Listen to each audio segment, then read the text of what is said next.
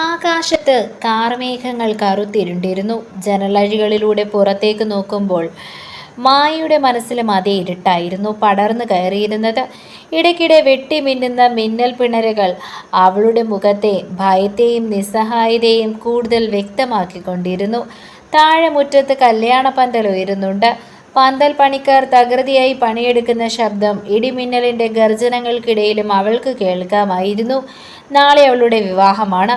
അവളുടെ സമ്മതമില്ലാതെ അവളുടെ സ്വപ്നങ്ങളെയും ആഗ്രഹങ്ങളെയും ചവിട്ടി മെതിച്ചുകൊണ്ട് അവളുടെ അച്ഛൻ ശേഖരൻ പിള്ള നിശ്ചയിച്ചുറപ്പിച്ച വിവാഹം. വരൻ ആ നാട്ടിലെ ധനാഢ്യനും അതേസമയം അഹങ്കാരിയുമായ വിക്രമാണ്. വിക്രമിനെ കുറിച്ച് കേട്ട കഥകളെല്ലാം മായയെ ഭയപ്പെടുത്തുന്നതായിരുന്നു. അധികാരവും പണവും ഉപയോഗിച്ച് അവൻ ചെയ്തു കൂട്ടിയ ക്രൂരതകൾ കുറച്ചൊന്നുമല്ല. പക്ഷെ ശേഖരൻ പിള്ളയുടെ കടബാധ്യതകൾക്ക് മുന്നിൽ വിക്രം വെച്ച് നീട്ടിയ പണച്ചാക്കുകൾക്ക് അവളുടെ കണ്ണീരിനേക്കാൾ വിലയുണ്ടായിരുന്നു. എന്തിനാ മോളെ നീ ഇങ്ങനെ കരയുന്നത്?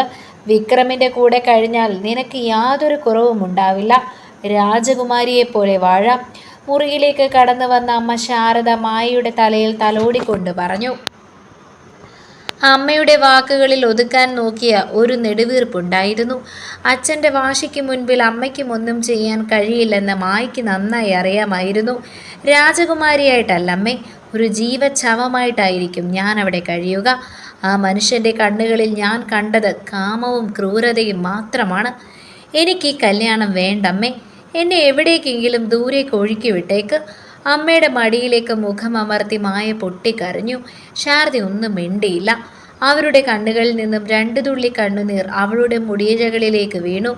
വിധി നിശ്ചയിച്ചുറപ്പിച്ച് കഴിഞ്ഞ കാര്യങ്ങളിൽ നിന്നും ഒരു രക്ഷപ്പെടലില്ലെന്ന് അവർ ഉറച്ചു വിശ്വസിച്ചിരുന്നു.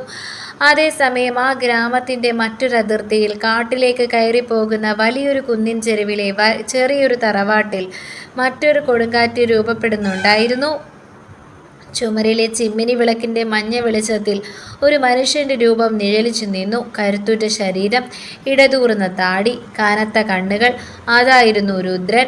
നാട്ടുകാർ അവനെ വിളിച്ചിരുന്നത് കൊലയാളി രുദ്രൻ എന്നായിരുന്നു.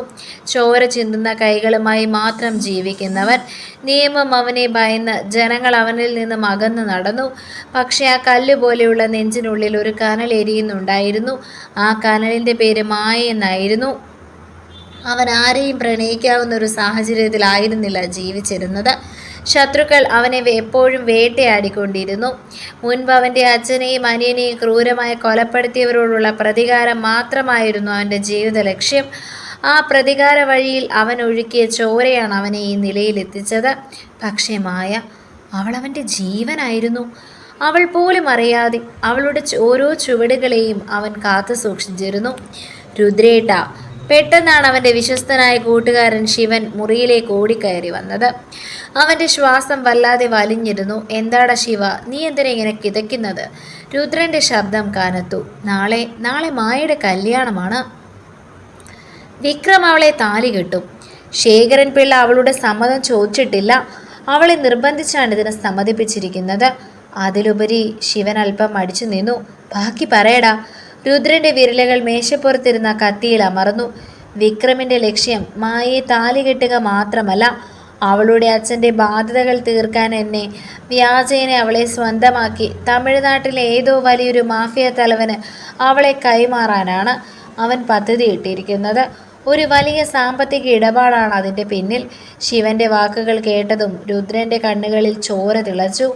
അവൻ്റെ നെറ്റിയിലെ ഞരമ്പുകൾ വലിഞ്ഞു മുറുകി. അവൻ ആ കത്തിയെടുത്ത് മേശപ്പുറത്ത് ആഞ്ഞുകുത്തി.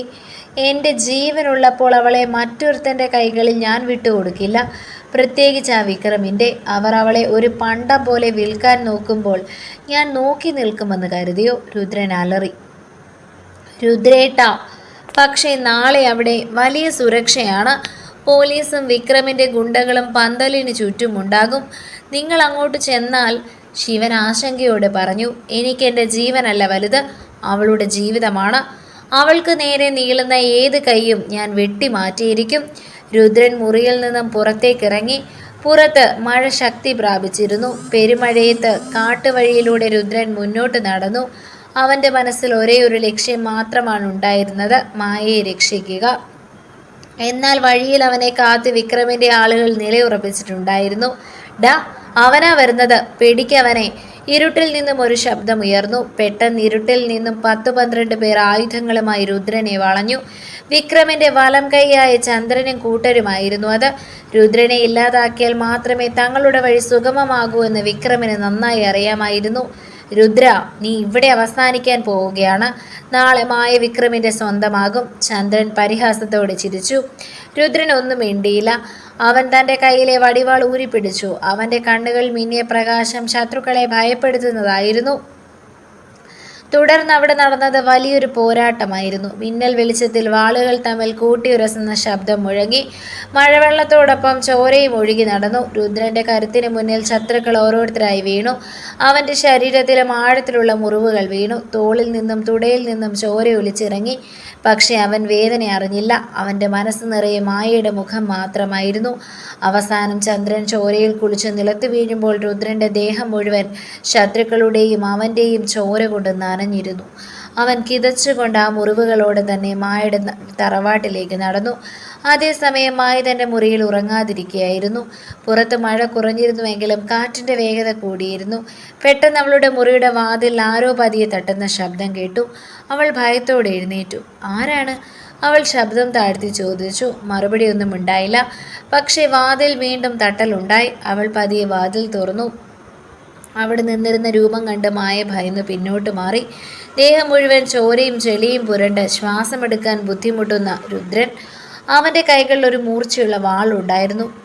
രുദ്രേട്ടാ, നിങ്ങൾ എന്താണ് ഈ അർദ്ധരാത്രിയിൽ ഇവിടെ? നിങ്ങളുടെ ദേഹത്ത് ഇത്രയും ചോര? മായയുടെ ശബ്ദം വിറച്ചു. അവൾ അലറിക്കരയാൻ ആഞ്ഞു. എന്നാൽ രുദ്രൻ പെട്ടെന്ന് മുന്നോട്ട് വന്നു. അവളുടെ വായ തൻ്റെ ചോര പുരണ്ട കൈകൾ കൊണ്ട് പൊത്തിപ്പിടിച്ചു. ശബ്ദം ഉണ്ടാക്കരുത് മായേ, ഞാൻ നിന്നെ ഉപദ്രവിക്കാൻ വന്നതല്ല, നിന്റെ ജീവൻ രക്ഷിക്കാനാണ് ഞാൻ വന്നത്. രുദ്രൻ വളരെ പതിയെ എന്നാൽ തീവ്രതയോടെ പറഞ്ഞു. അവൻ്റെ വിരലുകളിലെ ചൂടുള്ള ചോര അവളുടെ ചുണ്ടുകൾ പടർന്നു. അവൾ അവൻ്റെ കണ്ണുകളിലേക്ക് നോക്കി. ആ കണ്ണുകളിൽ ക്രൂരതയല്ല, മറിച്ച് തനിക്ക് വേണ്ടിയുള്ള വല്ലാത്തൊരു ആകുലതയാണ് അവൾ കണ്ടത്. അവൻ പതിയെ കൈയെടുത്തു. എന്നെ ഇവിടുത്തെ ആളുകൾ കൊലപാതകയായിട്ടായിരിക്കും കാണുന്നത്, പക്ഷേ ഞാൻ നിനക്ക് വേണ്ടിയാണ്. വിക്രം നിന്നെ വിൽക്കാൻ പോവുകയാണ് മായേ. നിന്റെ അച്ഛൻ നിന്നെ അവൻ്റെ കൈകളിൽ ഏൽപ്പിക്കുമ്പോൾ നിന്റെ ജീവിതം അവിടെ അവസാനിക്കും. എന്നെ വിശ്വസിക്കാമോ? മായയുടെ മനസ്സിൽ വലിയൊരു കൊടുങ്കാറ്റടിച്ചു. വിക്രമിനെക്കുറിച്ചുള്ള വാർത്തകൾ സത്യമാണെന്ന് അവൾക്ക് ബോധ്യമായി. പക്ഷേ കൊടുങ്കുറ്റവാളിയെ എങ്ങനെ വിശ്വസിക്കും? ഞാൻ എന്തു ചെയ്യണം? അവൾ വിറയലോട് ചോദിച്ചു. രുദ്രൻ തൻ്റെ പോക്കറ്റിൽ നിന്നും ഒരു മഞ്ഞച്ചരലിൽ കുറച്ച് സ്വർണ്ണത്താലി പുറത്തെടുത്തു. അതിൽ അവൻ്റെ മുറിവിൽ നിന്നുള്ള ചോരത്തുള്ളികൾ വീണിട്ടുണ്ടായിരുന്നു. ഇനി മുന്നോട്ട് പോകാൻ ഈ ഒരു വഴിയേ ഉള്ളൂ. എൻ്റെ ഭാര്യയായി നീ ഈ വീടിൻ്റെ പടിയിറങ്ങണം. അങ്ങനെയെങ്കിൽ വിക്രമിനോ അവൻ്റെ ഗുണ്ടകൾക്കോ നിന്നെ തൊടാൻ കഴിയില്ല. നിന്നെ സംരക്ഷിക്കാൻ എനിക്ക് നിയമപരമായ അധികാരം വേണം. ഈ ചോര ചിന്തുന്ന കൈകൾ കൊണ്ട് ഞാൻ നിന്റെ കഴുത്തിൽ താലി കെട്ടിക്കോട്ടെ. രുദ്രൻ്റെ ശബ്ദമിടറി. മായയുടെ കണ്ണുകളിൽ നിന്നും കണ്ണുനീർ ധാരയായി ഒഴുകി. ഒരു വശത്ത് ക്രൂരനായ വിക്രം, മറുവശത്തെ ലോകം വെറുക്കുന്ന കൊലയാളി രുദ്രൻ. പക്ഷേ രുദ്രൻ്റെ കണ്ണുകളിലെ പ്രണയവും സംരക്ഷണവും അവൾ തിരിച്ചറിഞ്ഞു. അവൾ പതിയെ തലയാട്ടി. രുദ്രൻ്റെ കൈകൾ വിറയ്ക്കുന്നുണ്ടായിരുന്നു. അവൻ ആ താലി അവളുടെ കഴുത്തിലേക്ക് നീട്ടി. അവളുടെ കഴുത്തിൽ ആ മഞ്ഞച്ചരട് കെട്ടുമ്പോൾ അവൻ്റെ കയ്യിലെ പുതിയ മുറിവിൽ നിന്നും ചോര അവളുടെ മാറിലേക്ക് ഇറ്റു വീണു. അവളുടെ കഴുത്തിൽ 3 കെട്ടുകൾ വീഴുമ്പോൾ ആ മുറിയിൽ കേട്ടത് മഴയുടെ ശബ്ദം മാത്രമായിരുന്നില്ല, മറിച്ച് 2 ഹൃദയങ്ങളുടെ തീവ്രമായ മിടിപ്പ് കൂടിയായിരുന്നു. ഇന്നു മുതൽ നീ രുദ്രൻ്റെ പെണ്ണാണ്. നിന്റെ സുരക്ഷ എൻ്റെ ബാധ്യതയാണ്. രുദ്രൻ അവളുടെ നെറ്റിയിൽ പതിയെ ചുംബിച്ചു. ചുമരിലെ പഴയ ക്ലോക്കിൽ സൂചികൾ അർദ്ധരാത്രി 2 മണിയെന്ന് കാണിച്ചു. പെയ്തൊഴിഞ്ഞ ആകാശത്തു നിന്നും തണുത്ത കാറ്റ് ജനലഴികളിലൂടെ അകത്തേക്ക് വീശി അടിച്ചുകൊണ്ടേയിരുന്നു. മായയുടെ കഴുത്തിലെ മഞ്ഞച്ചരലിൽ പടർന്ന ചോരത്തുള്ളികൾ പതിയെ ഉണങ്ങി പിടിച്ചിരുന്നു. അവളുടെ ദേഹം ഭയം കൊണ്ടും വല്ലാത്തൊരു വിഭ്രാന്തി കൊണ്ടും വിവാഹ നിശ്ചയം കഴിഞ്ഞ പെണ്ണിൻ്റെ കഴുത്തിൽ മറ്റൊരുവൻ അർദ്ധരാത്രിയിൽ കയറി താലി കെട്ടിയിരിക്കുന്നു. അതും നാട് മൊത്തം പേടിക്കുന്ന കൊലയാളി രുദ്രൻ. പക്ഷേ ആ താലി കഴുത്തിൽ വീണ നിമിഷം മുതൽ അവളുടെ മനസ്സിനെ മൂടിയിരുന്ന ഒരു വലിയ ഭയമില്ലാതെയായിരുന്നു. വിക്രമിൻ്റെ ക്രൂരതകളിലേക്ക് വലിച്ചെറിയപ്പെടുന്നതിനേക്കാൾ എത്രയോ സുരക്ഷിതമാണ് ഈ ചോരക്കരയുള്ള കൈകളുടെ തണലെന്ന് അവളുടെ മനസ്സ് മന്ത്രിച്ചു. നമുക്ക് ഇവിടെ നിന്നും ഇറങ്ങണം. മായെ, നേരം പുലർന്നാൽ കാര്യങ്ങൾ കൂടുതൽ വഷളാകും.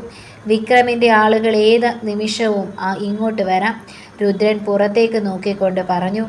അവൻ തൻ്റെ തോളിലെ ആഴത്തിലുള്ള മുറിവ് ഇടത് കൈ കൊണ്ട് അമർത്തിപ്പിടിച്ചിരിക്കുകയായിരുന്നു. വിരലുകൾക്കിടയിലൂടെ ചോര വീണ്ടും ഒലിച്ചിറങ്ങുന്നുണ്ടായിരുന്നു. രുദ്രേട്ട, നിങ്ങളുടെ മുറിവ്.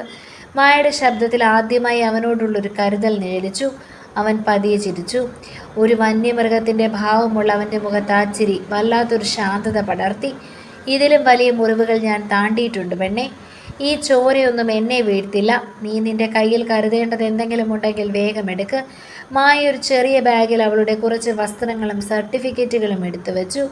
ജനിച്ചു വളർന്ന വീടിനോടും ഉറങ്ങിക്കിടക്കുന്ന അമ്മയോടും യാത്ര പറയാൻ പോലും കഴിയാത്ത അവസ്ഥ. അവൾ പൂജാമുറിയിലെ വിളക്കിന് മുന്നിൽ ചെന്ന് തൊഴുതു. കണ്ണുകളിൽ നിന്ന് ഒലിച്ചിറങ്ങിയ കണ്ണുനീർ തുടച്ചുകൊണ്ട് അവൾ രുദ്രൻ്റെ അരികിലേക്ക് നടന്നു. രുദ്രൻ ജനലിലൂടെ പുറത്തേക്ക് സൂക്ഷിച്ചു നോക്കി. കാവൽക്കാരും ആ വശത്തുണ്ടായിരുന്നില്ല. അവൻ മായയെ ജനലിലൂടെ പതിയെ താഴേക്കിറങ്ങാൻ സഹായിച്ചു. തുടർന്ന് അവനും താഴേക്ക് ചാടി. തണുത്തുറഞ്ഞ മണ്ണിലൂടെ ചെളി നിറഞ്ഞ കാട്ടുപാതയിലൂടെ അവർ വേഗത്തിൽ മുന്നോട്ട് നടന്നു. മഴ വീണ്ടും പതിയെ പെയ്യാൻ തുടങ്ങിയിരുന്നു. രുദ്രൻ മുന്നിലും മായ അവൻ്റെ തൊട്ടുപിന്നിലുമായി നടന്നു. വീണു പോകാതിരിക്കാൻ ഇടയ്ക്കൊക്കെ അവൻ അവളുടെ കൈകൾ മുറുകെ പിടിക്കുന്നുണ്ടായിരുന്നു. ആ കൈകളുടെ ചൂട് മായയ്ക്ക് വല്ലാത്തൊരാശ്വാസം നൽകി. ഏകദേശം 1 മണിക്കൂർ നീണ്ട യാത്രയ്ക്കൊടുവിൽ അവർ കാടിൻ്റെ അതിർത്തിയിലുള്ള രുദ്രൻ്റെ തറവാട്ടിലെത്തി. വലിയൊരു കരിങ്കല്ല് മതിൽക്കെട്ടിനുള്ളിൽ ഒതുങ്ങിക്കിടക്കുന്ന പഴയ 8-കെട്ട് വീട്. ശത്രുക്കളുടെ ആക്രമണങ്ങളെ ചെറുക്കാൻ തക്ക വിധത്തിൽ നിർമ്മിച്ച ഒന്നായിരുന്നു അത്. അകത്തേക്ക് കയറിയതും രുദ്രൻ കനത്ത വാതിലുകൾ അടച്ച് താക്കോലിട്ടു. എന്നിട്ട് അവൻ ചുമരിലേക്ക് ചാരി നിന്നു. അപ്പോഴേക്കും അവൻ്റെ നിയന്ത്രണം നഷ്ടപ്പെട്ടിരുന്നു. അമിതമായ രക്തവാർച്ച അവനെ തളർത്തിയിരുന്നു. അവൻ പതിയെ തറയിലേക്കിരുന്നു. രുദ്രേട്ട, മായ പരിഭ്രാന്തിയോടെ അവൻ്റെ അരികിലേക്ക് ഓടിയെത്തി. ഒന്നുമില്ല, കുറച്ച് ചോര പോയി നിന്റെ തളർച്ചയാണ്, രുദ്രൻ കിതച്ചുകൊണ്ട് പറഞ്ഞു. അല്ല, ഈ മുറിവ് വളരെ ആഴമുള്ളതാണ്. ഇതിൽ മരുന്ന് വെച്ചില്ലെങ്കിൽ വഷളാകും. ഇവിടെ മരുന്നുകൾ എവിടെയാണ് ഇരിക്കുന്നത്? മായ ബാഗ് നിലത്ത് വെച്ച് ചോദിച്ചു. ആ മുറിയുടെ മൂലയിലുള്ള തടിയുടെ പെട്ടിയിൽ കാട്ടുപച്ചില മരുന്നുകളും കെട്ടാനുള്ള തുണികളുമുണ്ട്. രുദ്രൻ വിരൽ ചൂണ്ടി. മായ വേഗത്തിൽ പോയി മരുന്ന് പെട്ടിയുമായി വന്നു. അവൾ ആദ്യമായിട്ടായിരുന്നു ഒരു പുരുഷൻ്റെ ശരീരത്തിൽ തൊടുന്നത്. വിറയ്ക്കുന്ന കൈകളോടെ അവൾ അവൻ്റെ ഷർട്ടിൻ്റെ ബട്ടണുകൾ ഓരോന്നായി അഴിച്ചു. കരിങ്കല്ല് പോലെ ഉറച്ച അവൻ്റെ മാറിടത്തിൽ നിരവധി പഴയ മുറിവുകളുടെ പാടുകളുണ്ടായിരുന്നു. ആ ശരീരം ഇതിനകം എത്രയോ വലിയ പോരാട്ടങ്ങൾക്ക് സാക്ഷ്യം വഹിച്ചിരിക്കുന്നുവെന്ന് അവൾക്ക് മനസ്സിലായി. അവൾ പച്ചില മരുന്നരച്ച് അവൻ്റെ തോളിലെയും നെഞ്ചിലെയും പുതിയ മുറിവുകളിൽ പുരട്ടി. മരുന്നിൻ്റെ നീറ്റൽ കൊണ്ടായിരിക്കണം രുദ്രൻ കണ്ണുകൾ മുറുകെ അടച്ചു പിടിച്ചു. എങ്കിലും അവൻ്റെ നാവിൽ നിന്നും ഒരു നേർത്ത ശബ്ദം പോലും പുറത്തു വന്നില്ല. മായ വളരെ ശ്രദ്ധയോടെ വെളുത്ത കോട്ടൺ തുണി ഉപയോഗിച്ച് മുറിവുകൾ കെട്ടിപ്പൂട്ടി. ചികിത്സ കഴിഞ്ഞപ്പോൾ മായയുടെ കൈകളിലും വസ്ത്രങ്ങളിലും അവൻ്റെ ചോര പടർന്നിരുന്നു. അവൾ അവനിലേക്ക് നോക്കി. രുദ്രൻ്റെ കനത്ത കണ്ണുകൾ മായയുടെ മുഖത്ത് തറഞ്ഞു നിൽക്കുകയായിരുന്നു. നിനക്കെന്നെ പേടിയുണ്ടോ മായെ? അവൻ വളരെ സാവധാനം ചോദിച്ചു. മായയൊന്ന് മടിച്ചു നിന്നു. ആദ്യമുണ്ടായിരുന്നു. എല്ലാവരും നിങ്ങളെ ഒരു കൊലപാതകിയായിട്ടാണ് കാണുന്നത്. പക്ഷെ എൻ്റെ കഴുത്തിൽ ഈ താലി കെട്ടുമ്പോൾ നിങ്ങളുടെ കണ്ണുകളിൽ ഞാൻ കണ്ടത് മറ്റൊരു മനുഷ്യനെയാണ്. എന്നെ വിക്രമിൻ്റെ കൈകളിൽ നിന്നും രക്ഷിക്കാൻ നിങ്ങളുടെ ജീവൻ പോലും പണയം വെച്ചില്ലേ? അതിനുശേഷം എനിക്ക് നിങ്ങളെ പേടിയില്ല. രുദ്രൻ്റെ മുഖത്തൊരു നേർത്ത നിശ്വാസം പടർന്നു. ആ വിക്രം നിനക്ക് വേണ്ടി മാത്രം വന്നവനല്ലേ മായേ? അവൻ്റെ പിന്നിൽ പ്രവർത്തിക്കുന്ന തമിഴ്നാട്ടിലെ മാഫിയ സംഘത്തിന് എൻ്റെ കുടുംബവുമായി പഴയൊരു കണക്ക് തീർക്കാനുണ്ട്. എൻ്റെ അച്ഛനെയും അനുജനെയും കൊന്നത് അവരുടെ ആളുകളാണ്. നിന്നെ അവർക്ക് വിട്ടുകൊടുത്താൽ അത് എൻ്റെ ഏറ്റവും വലിയ പരാജയമായിരിക്കും. അതിലുപരി നിന്നെ ഞാൻ ഒരുപാട് കാലമായി. രുദ്രൻ ബാക്കി പറയാതെ നിർത്തി. പക്ഷേ മായയ്ക്ക് ആ വാക്കുകളുടെ അർത്ഥം മനസ്സിലായി. അവൻ അവളെ ദൂരെ നിന്നും പ്രണയിക്കുകയായിരുന്നു. നേരെ പുലർന്നു തുടങ്ങിയപ്പോൾ ഗ്രാമത്തിൽ വലിയൊരു കോലാഹലം തന്നെ ആരംഭിച്ചിരുന്നു. ശേഖരൻ പിള്ളയുടെ മകൾ മായയെ കാണാനില്ലെന്ന വാർത്ത കാട്ടുതീ പോലെ പടർന്നു. വിക്രം തൻ്റെ ആഡംബര കാറിൽ പന്തലിലേക്ക് എത്തുമ്പോഴാണ് ഈ വിവരം അറിയുന്നത്. അവൻ്റെ മുഖം ക്രോധം കൊണ്ട് ചുവന്നു തുടുത്തു. വിവാഹ പന്തലിലിരുന്ന കസേരകൾ അവൻ ചവിട്ടി തെറിപ്പിച്ചു. ആരാണ് അവളെ കൊണ്ടുപോയത്? ഈ നാട്ടിൽ എന്നെ വെല്ലുവിളിക്കാൻ ആർക്കാണ് ധൈര്യം? വിക്രം അലറി. അപ്പോഴാണ് അവൻ്റെ ഗുണ്ടകൾ ഒരുവൻ ഓടിക്കയറി വരുന്നത്. അണ്ണാ, ചന്ദ്രനും കൂട്ടരും കാട്ടുവഴിയിൽ ചോരയിൽ കുളിച്ചു കിടക്കുന്നു. ചന്ദ്രൻ്റെ നില അതീവ ഗുരുതരമാണ്. ഇത് ചെയ്തത് വേറെ ആരുമല്ല, ആ രുദ്രനാണ്. രുദ്രൻ. വിക്രമിൻ്റെ പല്ലുകൾ കൂട്ടി ഉരസി. അവൻ എൻ്റെ പെണ്ണിനെ തൊട്ടല്ലേ? അവളെ ഞാൻ എൻ്റെ കൈ കൊണ്ട് തന്നെ ഈ പന്തൽ വെച്ച് താലി കെട്ടുമെന്ന് പറഞ്ഞതാണ്. അതിനിടയിലാണ് ആ തെരുവ് നായയുടെ കളി. അവനെ ജീവനോടെ വിടില്ല ഞാൻ. വിക്രം ശേഖരൻ പിള്ളയുടെ ഷർട്ടിൻ്റെ കോളിൽ പിടിച്ചു വലിച്ചു. നിന്റെ മകൾ ഇപ്പോൾ ആ കൊലപാതകിയുടെ കൂടെയാണ്. അവൾ ജീവനോടെ വേണമെന്നുണ്ടെങ്കിൽ, അവൾ ഇവിടെ ഉണ്ടെങ്കിൽ നിന്റെ ആളുകളെ കൊണ്ട് അന്വേഷിപ്പിച്ച് കണ്ടുപിടിക്കുക. അല്ലെങ്കിൽ നിന്റെ ബാക്കി കടങ്ങൾ ഞാൻ വീട്ടുന്നത് നിന്റെ ജീവൻ എടുത്തുകൊണ്ടായിരിക്കും. ഭയന്ന് വിറച്ച ശേഖരൻ പിള്ള നിലത്തേക്ക് വീണുപോയി. വിക്രം തൻ്റെ കയ്യിലെ തോക്കിൽ വെടിയുണ്ടകൾ നിറച്ചുകൊണ്ട് തൻ്റെ വലിയ ഗുണ്ടാ സംഘത്തോടൊപ്പം രുദ്രൻ്റെ കോട്ട ലക്ഷ്യമാക്കി നീങ്ങി. രുദ്രൻ്റെ തറവാട്ടിൽ മായ അടുക്കളയിൽ എന്തോ തയ്യാറാക്കുകയായിരുന്നു. വർഷങ്ങൾക്ക് ശേഷം ആ തറവാട്ടിലെ അടുപ്പിൽ നിന്ന് പുക ഉയരുന്നത് അന്നായിരുന്നു. മുറിവുകളുടെ വേദന വകവയ്ക്കാതെ രുദ്രൻ ഉമ്മറത്തെ തിണ്ണയിൽ വന്നിരുന്നു. പെട്ടെന്നാണ് ദൂരെ നിന്നും വണ്ടികളുടെ ശബ്ദം കേട്ടത്. രുദ്രൻ ജാഗരൂകനായി എഴുന്നേറ്റു. അവൻ തൻ്റെ അരയിൽ തിരുകിയിരുന്ന വടിവാളിലേക്ക് കൈകൾ കൊണ്ടുപോയി. രുദ്രേട്ട, വണ്ടികൾ വരുന്നുണ്ട്. മായയുടെ പരിഭ്രാന്തിയോടെ ഓടി വന്നു. നീ അകത്തു പോയി വാതിലടച്ചിരിക്ക് മായേ. പുറത്തു നിന്നും എന്ത് ശബ്ദം കേട്ടാലും നീ വാതിൽ തുറക്കരുത്. രുദ്രൻ്റെ ശബ്ദത്തിൽ വീണ്ടും പഴയ വന്യത തിരിച്ചെത്തിയിരുന്നു. പക്ഷേ നിങ്ങളുടെ മുറിവുകൾ ഞാൻ പറഞ്ഞതനുസരിക്ക്, അവൻ കനത്ത ശബ്ദത്തിൽ പറഞ്ഞു. മായ ഭയത്തോടെ അകത്തെ മുറിയിലേക്ക് കയറി വാതിലടച്ചു. ജനലുകളിലൂടെ പുറത്തേക്ക് നോക്കി. 3 ജീപ്പുകളിലായി വിക്രമും അവൻ്റെ 30ഓളം വരുന്ന ഗുണ്ടകളും മുറ്റത്തേക്ക് ഇരച്ചു കയറി. തോക്കുകളും മാരകായുധങ്ങളുമായി അവർ രുദ്രൻ്റെ തറവാട് വളഞ്ഞു. വിക്രം ജീപ്പിൽ നിന്നും ഇറങ്ങി മുന്നോട്ട് നടന്നു. അവൻ്റെ കണ്ണുകളിൽ കൊലവിളിയുണ്ടായിരുന്നു.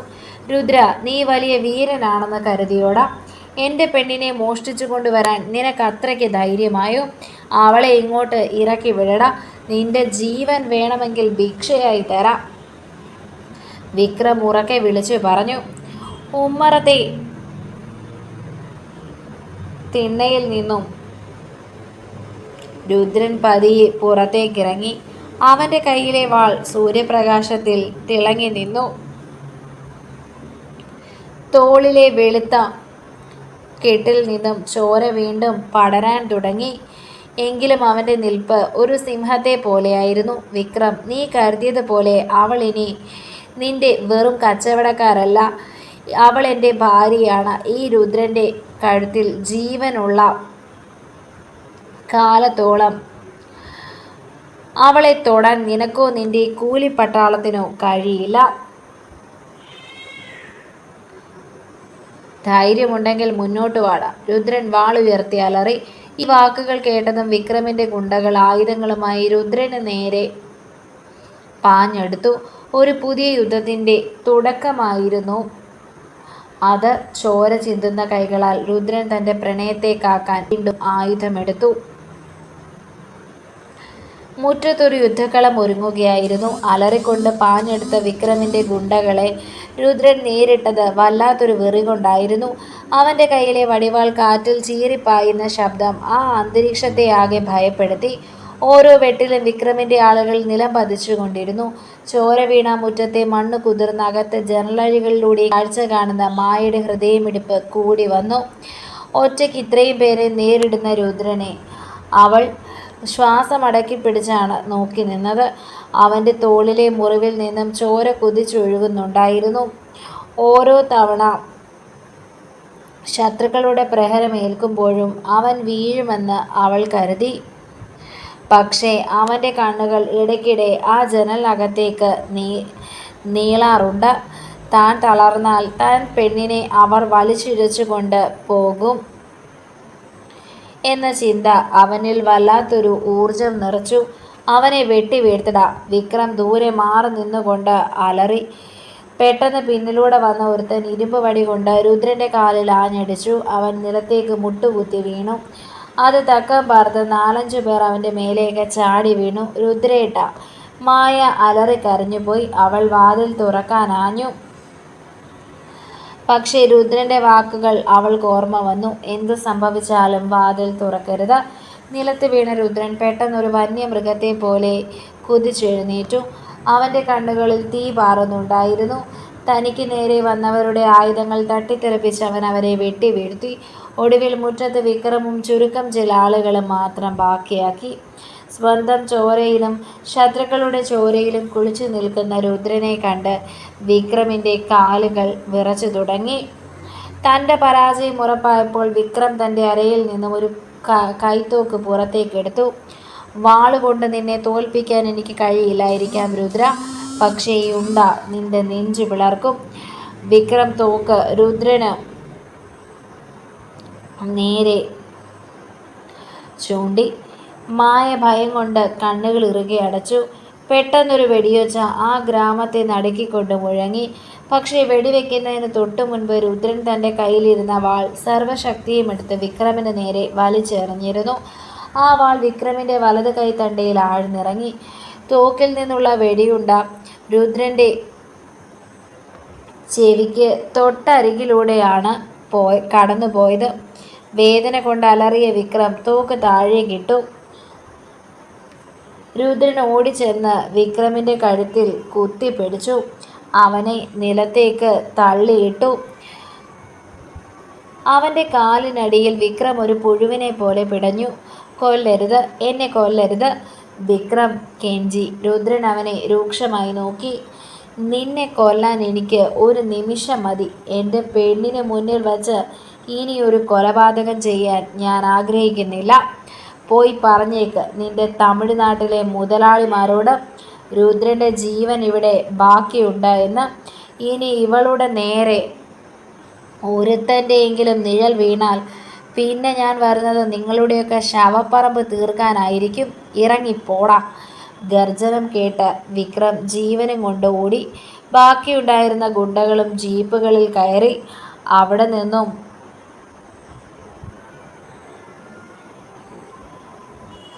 രക്ഷപ്പെട്ടു. ശത്രുക്കൾ പോയിന്നുറപ്പായതും രുദ്രൻ ശരീരത്തിലെ അവസാനത്തെ ഊർജവും ചോർന്നുപോയി.